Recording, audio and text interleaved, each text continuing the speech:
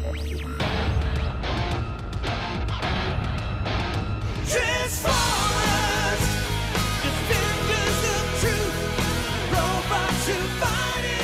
up, you beautiful collectors and action figure fans? It's the one and only Optibotimus coming with another video review. And on today's episode, we're going to be taking a look at the new Transformers Siege Micromaster Battle Patrol, made up of Top Shot and Flak.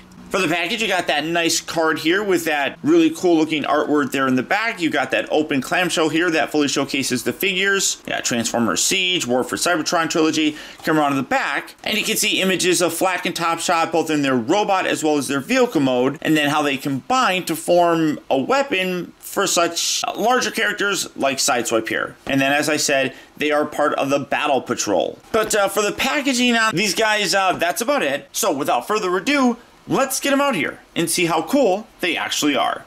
And here we have Autobot Top Shot and Flak in their Battle Patrol vehicle modes. And I really like how these guys turned out. So much better than the Race Car Patrol figures. Starting off first with Autobot Top Shot. As you can see, he's kind of like a mobile artillery. He's not so much like a tank, but you can see it's kind of like a truck sort of thing down here. And then you got this cannon here at the top, which can articulate, and then it can also rotate, which is a lot better than a lot of tanks that we get from Transformers now. So that's really impressive. Got a nice Autobot logo there at the very top. You got some different colors there with this cream color, some nice silver along the side, brown, and then some black for the windshields. You got little tires right here, and then again some really nice sculpted detail along the sides here. Again, really tiny by comparison. They're even smaller than these cars. Let's see, well, these guys are about the same,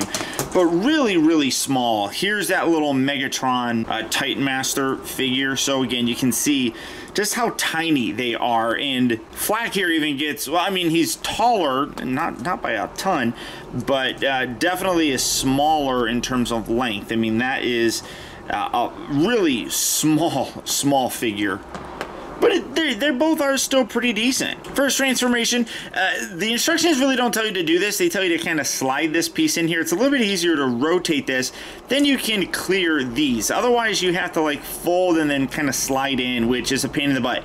One part that I do, it's not too much of an issue, kind of fold these back, is the knee joints here are really tight, and they tend to make the ball socket here pop out. So if yours is like that, just be patient when you're doing it. Fold these out, and then take these, fold these back, and look, we have heels. So nice. Rotate this back around, and then just tuck that tank turret up along the back, and then these arms shift down at the shoulder like so, and there you have Top Shot. Again, I do like these guys better than the race car figures. Vehicle mode wise are, you know, I mean, the race car ones were pretty good. Can't really complain too much about those. Transformations were both simple on these guys as well as these guys, so that's not much of a difference. But the robot mode, I just feel, looks better. You can see a lot more color in there. You got that cream color on his chest with some silver, some blue paint. Articulation isn't overly improved upon. It just has the shoulder joint that's on a ball joint. I guess you got a little bit of a hinge upward. He does rotate at the waist, but again, fairly stiff joint that could pop the ball joint out here, so be careful so you don't like that. So you can rotate that around a little bit. That's mostly for the gun mode. You do have a hinge here at the knee. Again, really tight joint at the knee for my figures, so that's better than being too loose, I guess, but these are a little bit too loose. But there you have Top Shot. Pretty cool. I do enjoy him. And now taking a look at Flak, he's one of these like mobile missile launcher things. You can see nice painted detail in there where the missiles are, mostly in this green plastic, but you got that little black bit right there, which matches along with the tank treads. You got a little bit of cream color right there along the side. You got an Autobot logo that's kind of hidden underneath there, but you do have it. Again, you got the tires, but as you can see before, I mean, small, really small figure by comparison here. So it's like, I don't know. Are these guys supposed to go inside there? I mean, I don't know what the play pattern necessarily is with it, but maybe we'll find out. For his transformation, you just take these, fold these down and around like that. You can then split them, take this back section, rotate this back and around, and then this does get a little bit tricky to get his head to pop out, because when you pull it back, that whole thing kind of comes back too, and there's not really much of a leverage point there if you don't have fingernails. Let's see. Let's bring that little thing in here. There we go. Wedge that up. That's the first time I think that we've had an articulated head, and all it really does is go back. It doesn't rotate or anything of that nature. But pretty nice. And then stubby, or he looks stubby. He's not overly smaller than Top Shot, but does have a kind of stub to him going on. I mean, they both look really cool. Like I said, I do think that they're better than those race car figures. Just the overall aesthetic is much nicer. This guy really does kind of give me a G2 Megatron vibe, mostly just in the overall look of him, but you got some nice color here. You get the added color of the red for his torso, nice cream color for the head. Yeah, you do have some orange and red for the face and eyes, which is nice. His articulation is basically the same. You can't really do anything with that head. You got a ball joint. You can see that the arms are all in one molded piece. Nothing at the waist, but the hips do move forward and back on ball joints, and then you have hinges here at the knee, and then you do get nice heels. So again, some of the problems that the other Autobots had, like with no heels, and then just overall kind of robot modes, these guys definitely do excel. And then again, just for a size comparison, you can see just how big a Titan Master kind of fits with these guys. So pretty tiny still. Now, all of the Micromaster figures do have a combined weapon mode. This guy creates an Electro-Verge Neuro Blaster. So for that, starting off here first, we're going to take these, we're going to spin these around, and again, get this kind of out of the way, collapse these arms up along the sides, just like that, fold this piece down, we're going to rotate that back around, and then spin this around like that, come around to the, keep that straight, come around to the opposite side, and then you fold this down and then slot it in between there. But again, that hip pops out fairly easily, and that's a little bit of a pain in the butt. So just kind of fold this around like that, and you want to try and keep this straight as much as humanly possible, and then keep that rotated around just like that, and there you have one section. For this guy, we're basically going to leave that like that, fold the head down, fold this little piece like that, and then connect this just like so, and this guy's basically done. And then you just come around here to the back, you got that little peg that you're going to slot that in there, and let's see, there you go, something like that. Maybe I didn't have that completely flush. I thought I did, but I'm messing all this up here, and these kind of like will sit here. Yeah, I feel like that's not entirely straight, so let me see here. I mean, it definitely is not meant to be like that, so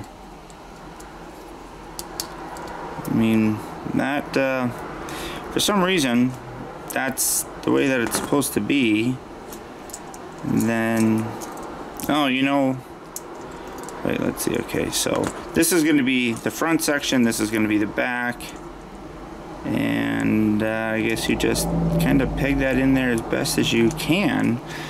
I don't know why it doesn't really slot in there all that well. I mean, it kind of just sits there, but it doesn't seem like it's pushed in all the way, but it is what it is. There's the, like I said, Electro-Verge Neuro Blaster.